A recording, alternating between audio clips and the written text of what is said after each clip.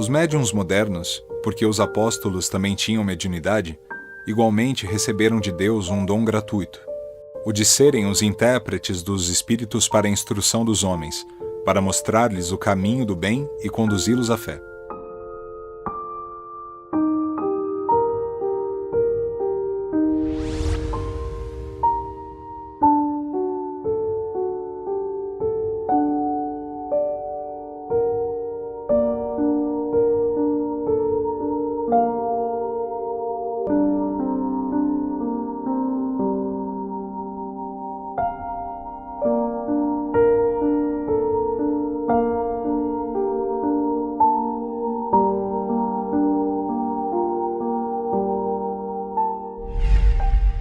Mediunidade, segundo o Espiritismo, é uma faculdade que todos os seres humanos possuem. Todas as pessoas possuem esta faculdade e usam essa faculdade de acordo com as suas necessidades reencarnatórias. Nós sabemos que, através dos tempos, os espíritos sempre estiveram presentes, dando sinais das suas presenças com aqueles que tinham essa capacidade de percepção. Hoje em dia, nós sabemos que os médiuns aí estão nas suas tarefas e cada vez mais aumenta esse número de pessoas que têm a condição de entrar nesse intercâmbio com os desencarnados. Isso significa que o mundo espiritual está sempre atento e está sempre disposto a entrar em comunicação com o mundo da matéria, o mundo físico. Um médium é aquela criatura encarnada que é dotada de uma sensibilidade que lhe permite perceber, ver, ouvir, sentir o espírito desencarnado que possa se aproximar dele. Kardec diz que todos somos médiuns no sentido de que todos recebemos, de alguma forma, influência do plano espiritual. Mediunidade é essa influência, essa ligação entre encarnados e desencarnados. Todos são médiuns, mas nem todos são intermediários dos espíritos.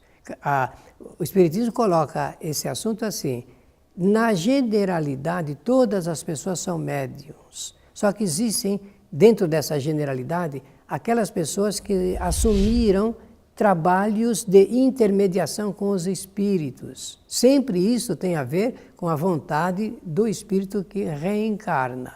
Então, todos podem ser médiuns, são médiuns generalizados, mas nem todos são médiuns intermediários dos espíritos. Alguns têm a tarefa específica, o dom mediúnico, como diria Paulo de Tarso, são preparados para realizar uma tarefa com a sua mediunidade.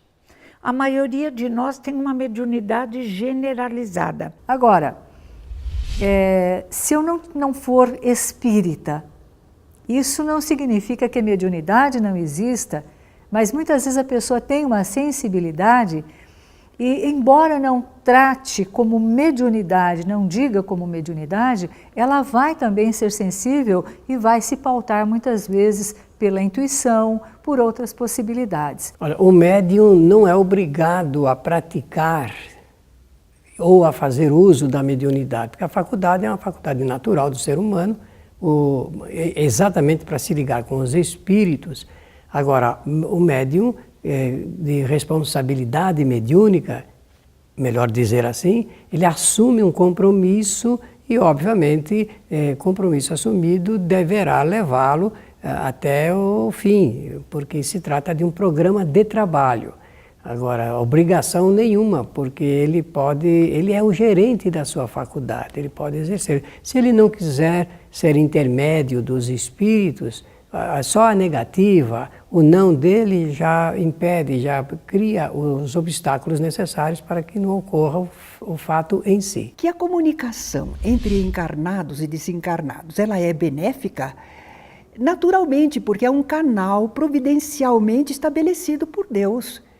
Foi Deus que estabeleceu a mediunidade, que enseja a comunicação entre os dois planos de vida. Há um objetivo aí. Quando nós prestamos atenção nesses diálogos, nessa interação, nessa troca de informações, eu acho que nós temos uma vida muito mais sinalizada, muito mais completa, porque nós temos uma visão e uma vivência do todo. A importância da comunicação entre o mundo encarnado e o mundo desencarnado, ela se dá para ambos os lados, tanto para os encarnados quanto para aqueles que se foram. Para os encarnados, a comunicação do desencarnado é conhecimento. São aquelas mensagens fantásticas que recebemos, são as intuições, são as obras literárias, musicais, artísticas que nós recebemos da espiritualidade. E principalmente as orientações, o aconselhamento. Quando o médium tem a oportunidade, né, de ser o medianeiro ou o instrumento de irmãos nossos de grande elevação que nos trazem informações preciosas, essa informação normalmente não é individual, ela tem um sentido coletivo. Agora, os benefícios que traz são muito valiosos. Por exemplo, a comprovação da imortalidade. Jesus ressurgido e comunicando-se com os seus discípulos, sedimentou neles a fé, o conhecimento de que a vida é imortal. Então nós, quando dialogamos com os espíritos e constatamos a sua realidade e individualidade, nós temos a certeza de que a vida é imortal.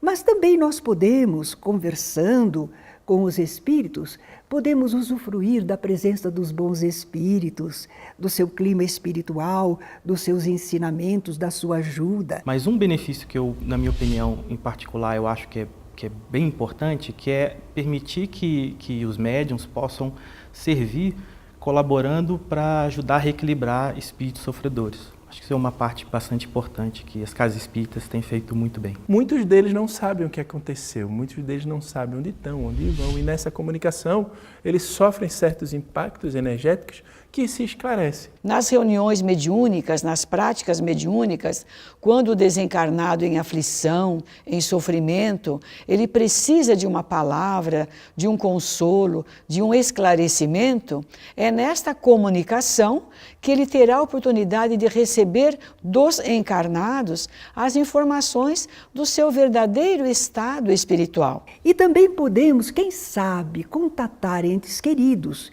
isso se estiver dentro da lei divina, das possibilidades estabelecidas por Deus. Sem forçar essa comunicação, de vez em quando temos esta felicidade de contatar, de conversar com alguém conhecido, reconhecer sua individualidade. É muito prazeroso ao nosso coração. Esse intercâmbio espiritual mostra tudo isso, possibilitando a que as criaturas, desde que entendam a possibilidade desse fenômeno mediúnico, a possibilidade de compreenderem que são imortais, que a morte não existe, que todos nós temos a imortalidade como atributo maior e que continuamos vivos no mundo espiritual.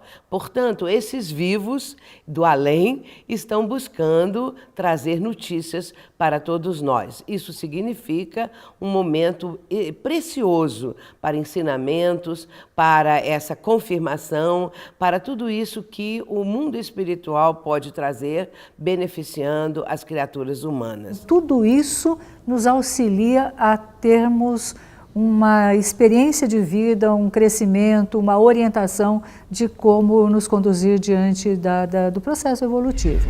É comum as pessoas dizerem, eu estava sozinho em casa e de repente senti que passou alguém. Olhei, não vi nada.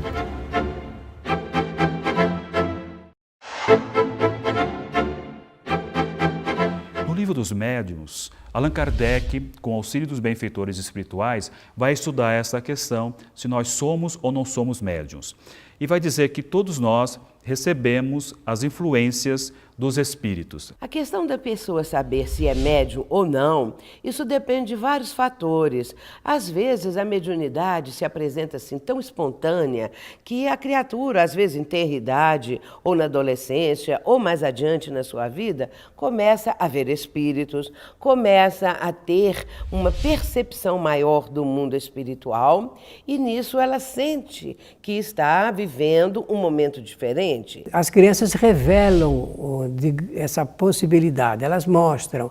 Quando as crianças dizem que estão conversando, ouvindo seus amiguinhos invisíveis, isso poderá ser um sinal de ligação com os espíritos. Agora, o mundo revela, registra fatos muito significativos da comunicação de espíritos através de crianças. É comum as pessoas dizerem: eu estava sozinho em casa e de repente senti que passou alguém. Olhei, não vi nada. Parece que ouvi alguma coisa. Nós todos temos oportunidades sempre de perceber alguma coisa a mais. É o sexto sentido que nós sabemos existir em todas as pessoas. Se ela buscar um centro espírita, se ela ler algum livro, se alguma pessoa orientá-la, o que vai acontecer? Ela vai começar a ter a noção que está tendo o intercâmbio, que ela está vivendo esse momento precioso do intercâmbio com o mundo espiritual. É precioso porque pode trazer grandes benefícios para a pessoa, pode ser uma tarefa que ela vai desenvolver mais adiante.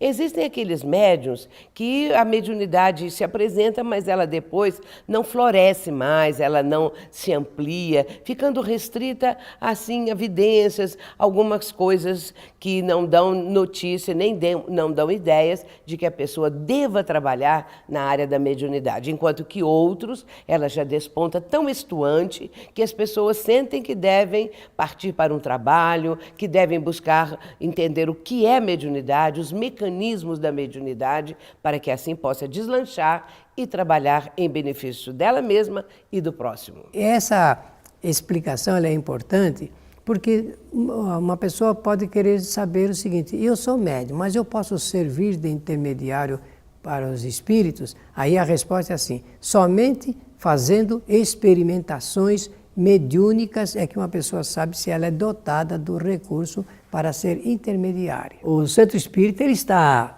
equipado para atender a essa grande necessidade de experimentar. Depois que a pessoa toma conhecimento teórico do espiritismo, ela passa por uma reunião de experimentação, eu disse uma, mas são várias reuniões, até o número de 10, e onde se pode constatar se a pessoa é médium ostensivo, realmente.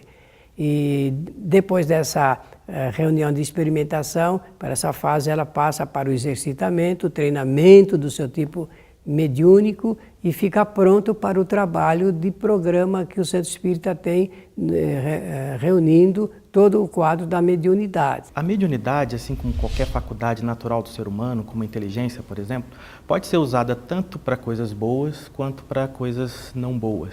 Como tudo na vida, tudo o que fazemos, existe o lado certo e o lado errado da vida. Existe o que produz o bem e existe aquilo que desvia, que conturba. A pessoa não tendo esse conhecimento do aspecto ético, que estabelece os princípios de convivência, e no aspecto moral, que são as regras de relacionamento que nós efetivamos para poder nos relacionar.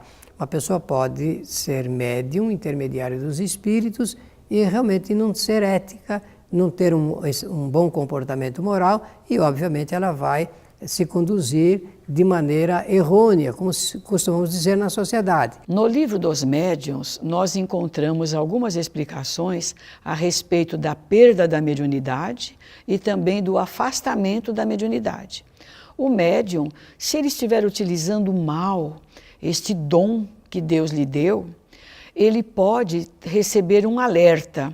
Essa mediunidade pode ser suspensa por determinado tempo e depois ela pode voltar à medida que aquele médium reformula as suas atitudes, os seus comportamentos. A mediunidade pode ser afastada também por motivos de doenças, para prevenir aquele médium enquanto ele estiver adoentado. Mas ela também pode nos ser retirada sim. Nós podemos perdê-la, uma vez utilizando mal. Se o médium que tem tarefa mediúnica, programa de atividade mediúnica, ele está passando por obsessão, a recomendação da doutrina é para que ele não trabalhe como médium e seja tratado como obsediado, como um enfermo, porque a obsessão Todas as pessoas sofrem de uma forma direta ou indireta, de um jeito ou de outro, sofrem alguma coisa da obsessão.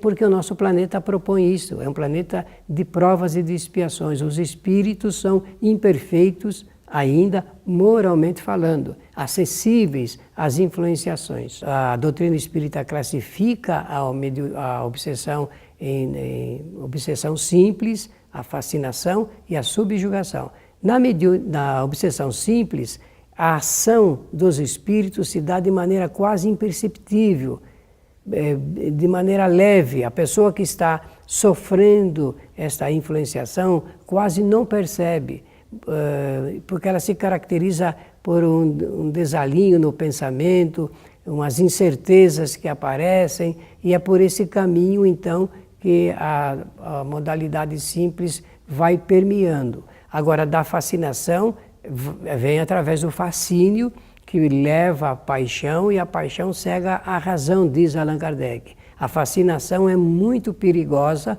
porque a pessoa obsediada, ou por ideias, ou por imagens, ou por símbolos distintivos, religiões, partidos políticos. Então tem uma variação muito grande no campo da fascinação.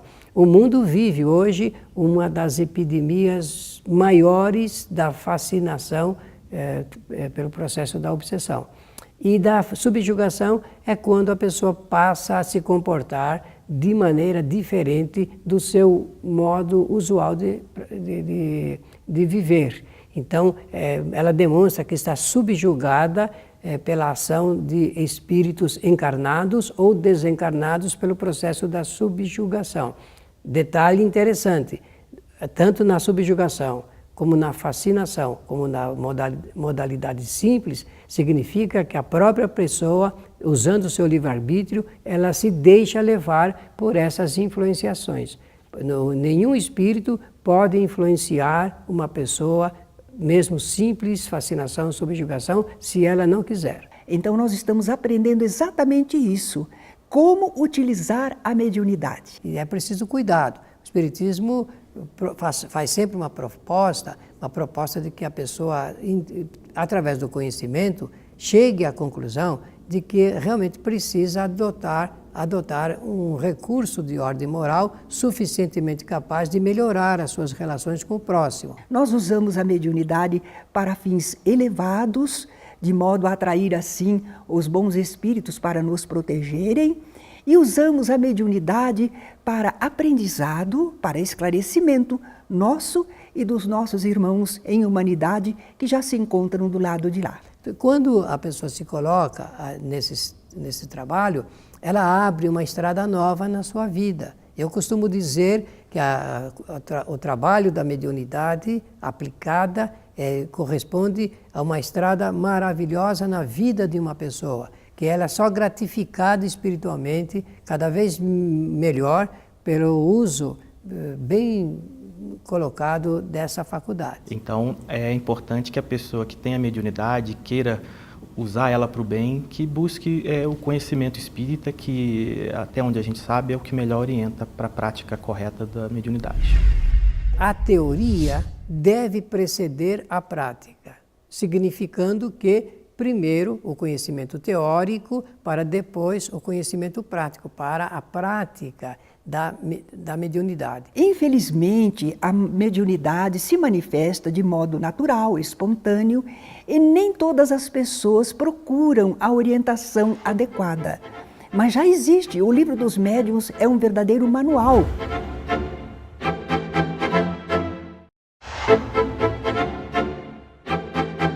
Muitas responsabilidades cabem aos médiuns, porque eles são os transmissores de informações, seja através da psicofonia, seja através da psicografia, seja através de uma simples orientação que ele vem a dar como tarefa sua na casa espírita. Jesus asseverou: não é o que entra na boca do homem que contamina, mas aquilo que sai. Então precisamos tomar muito cuidado com aquilo que nós estamos falando, tudo aquilo que nós estamos expressando e principalmente com o nosso comportamento. O médium é responsável por levar às pessoas informações corretas, informações verídicas, precisas. Então o médium, em particular, precisa tomar muito cuidado com os seus pensamentos, com as suas atitudes, porque nós vamos atrair mentes, pensamentos e espíritos conforme a nossa afinidade. É o médium que deve influenciar o espírito, né? Não é o espírito que deve influenciar o médium. O médium tem que estar preparado para ele receber a manifestação, conduzi-la a contento e desenvolver o que há que ser desenvolvido na parte da prática da mediunidade. Embora nós sabemos que a mediunidade é dada a todos, independente da religião que ela professa, mas vamos falar do médium espírita, aquele que está falando em nome dessa doutrina de amor. Portanto, ele é responsável por consolar, por auxiliar, por esclarecer, por apoiar. Ele tem grandes responsabilidades, às quais ele vai responder também, quando da sua desencarnação, que uso ele fez da sua mediunidade. Nós somos os grandes responsáveis. Quando falamos com as pessoas em nome da doutrina, devemos ser autênticos, honestos e precisos. Para orientar os médiuns e as pessoas que recorrem a eles, já existe o Livro dos Médiuns, de Allan Kardec. Essa é a obra básica, aquela que vai possibilitar à criatura o entendimento desse intercâmbio com o mundo espiritual. Infelizmente, a mediunidade se manifesta de modo natural, espontâneo, e nem todas as pessoas procuram a orientação adequada. Mas já existe, o Livro dos Médiuns é um verdadeiro manual sobre a comunicação dos espíritos, sobre a mediunidade. Está à disposição das criaturas, não é? Logo na abertura do Livro dos Médiuns, Kardec diz assim, que a teoria deve preceder a prática, significando que primeiro o conhecimento teórico, para depois o conhecimento prático, para a prática da mediunidade. Por qual razão? Porque realmente o médium ele precisa conhecer tudo a respeito dessa complexidade que existe quando ele utiliza a mediunidade. Ele precisa ter domínio, ele precisa ser o gerente da sua faculdade, ser o seu administrador, não ser iludido pelos espíritos. Há necessidade, primeiro, de conhecer o Livro dos Médiuns e depois estudar todas as obras que trazem subsídios para que as pessoas façam um trabalho assim baseado na codificação, um trabalho fiel a Jesus. Então, realmente, nós precisamos que os médiuns sejam orientados, esclarecidos, preparados, alertados, para então começarem o trabalho. A partir daí, ela pode trazer benefícios os mais diversos e o médium também, trabalhando nesse campo, pode ajudar a orientar as pessoas, a beneficiá-las de maneira profunda, de maneira que também tenham um crescimento maior moral e espiritual. Antigamente, há 5 décadas atrás, um pouco mais ou um pouco menos, era comum as reuniões mediúnicas acontecerem nas casas das pessoas, porque não havia tantos centros espíritas assim, e aquele momento era um momento que ainda era propício para que as reuniões mediúnicas fossem feitas nas casas das famílias. Na atualidade, nós temos uma facilidade muito grande de fazermos parte de uma casa espírita. Então não vamos arriscar a fazer trabalhos espíritas mediúnicos dentro de casa. O centro espírita realmente é o lugar mais indicado para poder atender a esta necessidade. Então, a mediunidade exige de todos nós um aguçar da atenção e uma atenção constante. João disse, caríssimos, não creais em todos os espíritos, mas verificai se eles são de Deus. É um conselho que temos que seguir. E as pessoas também têm que ser orientadas que quando elas buscam um auxílio espiritual, elas não buscam um médium em si. O médium idolatrar o médium, adorar o médium, endeusar o médium, isso é absolutamente contra a doutrina. O próprio Jesus não queria ser idolatrado, ele queria ser compreendido e amado. Então, os médiuns que se deixam idolatrar e as pessoas que provocam essa situação estão fazendo um desserviço à causa. Nós somos apenas ferramentas e vamos trabalhar cotidianamente, em nome da doutrina espírita, em prol do nosso semelhante.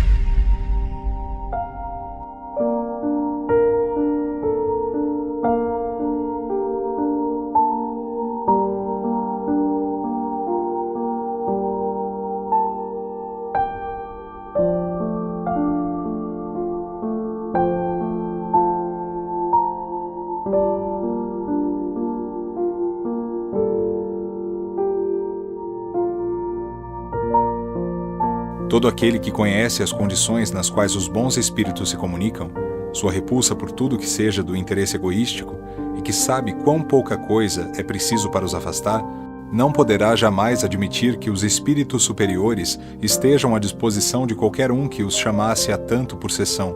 O simples bom senso repele tal pensamento.